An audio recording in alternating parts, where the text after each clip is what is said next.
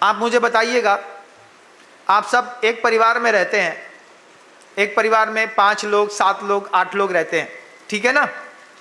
जितना लिप्त आप अपने घर में हैं, इतना लिप्त क्या आपके घर के लोग भी आपके घर में हैं? बताओ, जवाब देना सोच समझ के। पुरुष ने मेहनत करके 3 खंड का मकान बना दिया।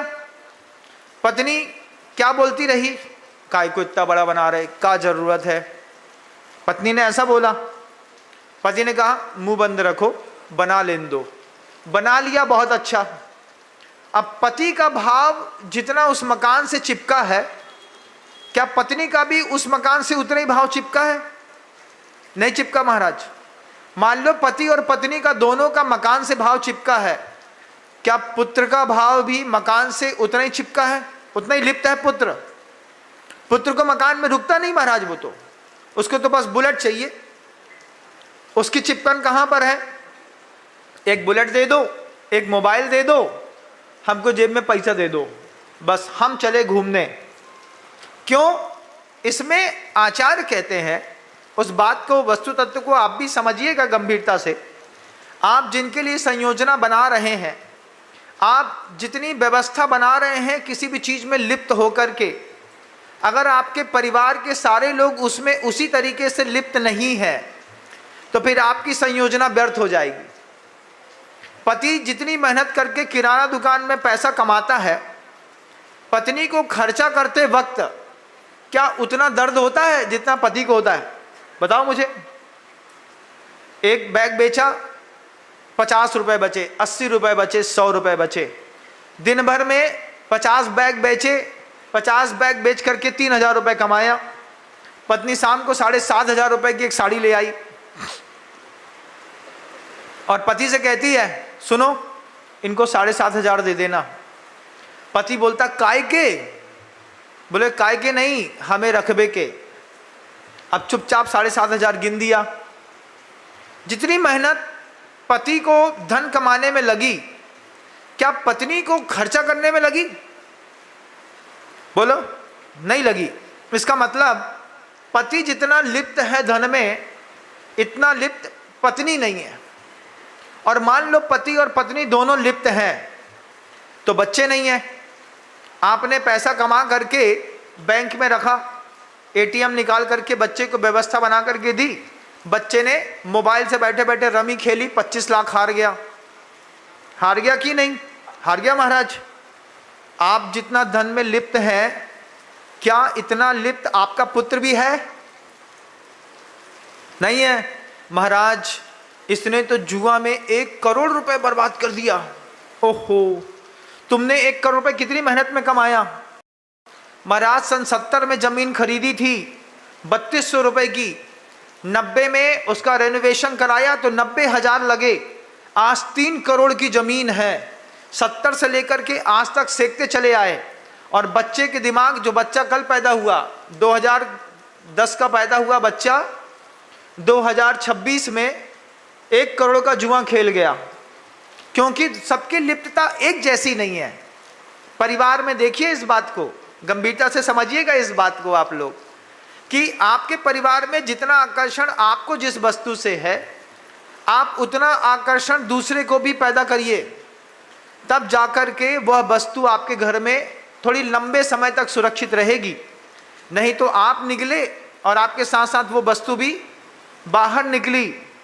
बच्चों को मेहनती बनाना पड़ता है, बच्चों को वहीं पे खड़ा करना पड़ता है। बच्चे ने बुलेट मांगी, बुलेट दे दी, हम फुर्सत, बच्चा फुर्सत। बोले महाराज पैसा है, संसार ऐसे ही चलता है। ऐसे नहीं चलता। यद वस्तु बाह्यम गुणदोष सूतेर निमित्त मभ्यंतर मूल हेतु अध्यात्म वृत्तस्य तदंग भूतः मभ्यंतरम केवल मप्पलम ते। आचार्य कहते हैं इस बात को, आपके अंतरंग उपादान में लोभ कसाय का उदय आया, आप पैसे के प्रति आकृष्ट होकर के मेहनत करने में लग गए।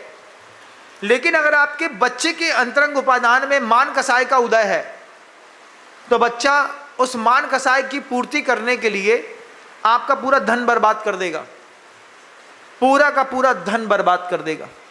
हाथ से पैसा जब खिसक चुका होगा आपको तब पता चलेगा कि हाथ से पैसा खिसक गया।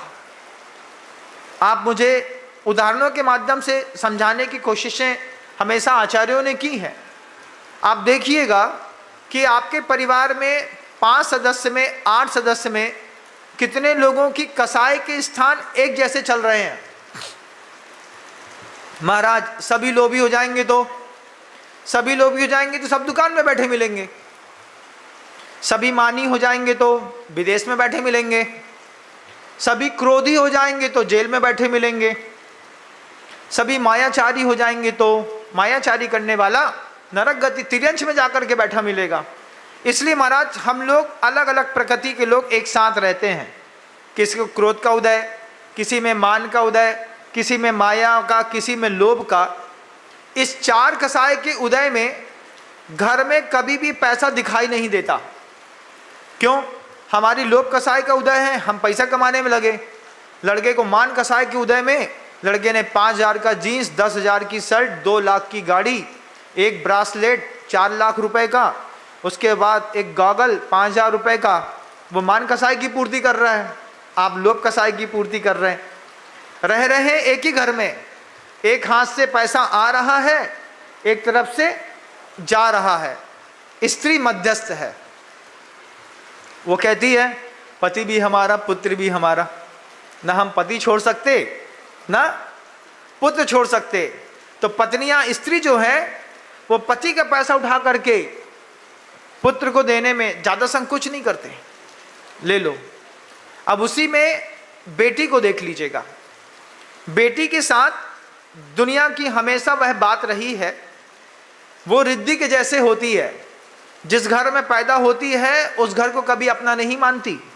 बच्ची की खासियत है, आप उसको कितना भी लाड़ करिएगा, बच्ची जिस घर में पैदा होती है उस घर को कभी अपना नहीं मानती।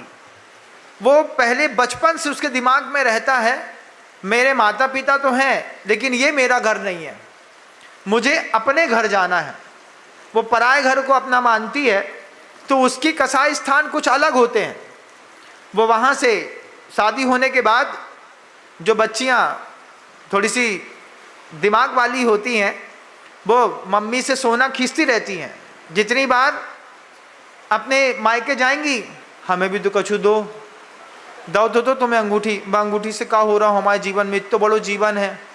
तो मम्मी से 1 तोला सोना ले आई, फिर 2 तोला सोना ले आई, फिर 1.5 तोला सोना ले आई, फिर चांदी की 4 पायल ले आई, फिर बिछिया ले आई, फिर बाद में 2-4 बार उनकी लालना पालना कर दी।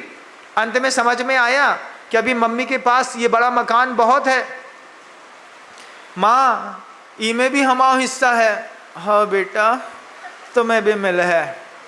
अब माँ निकल ली और बुआ ने केस ठोंक दिया। किस बात का? इस मकान में हमको भी हिस्सा चाहिए। क्यों? ये मकान में तुम पैदा हुए थे, इस मकान को फोड़ने में तुम्हें दर्द नहीं होगा क्योंकि तुम कभी उसको अपना नहीं मानते। जय हिंद। अगर आपको मेरी वीडियो अच्छी लगती है तो प्लीज़ मेरे चैनल को लाइक करें, शेयर करें और सब्सक्राइब करें। Thank you.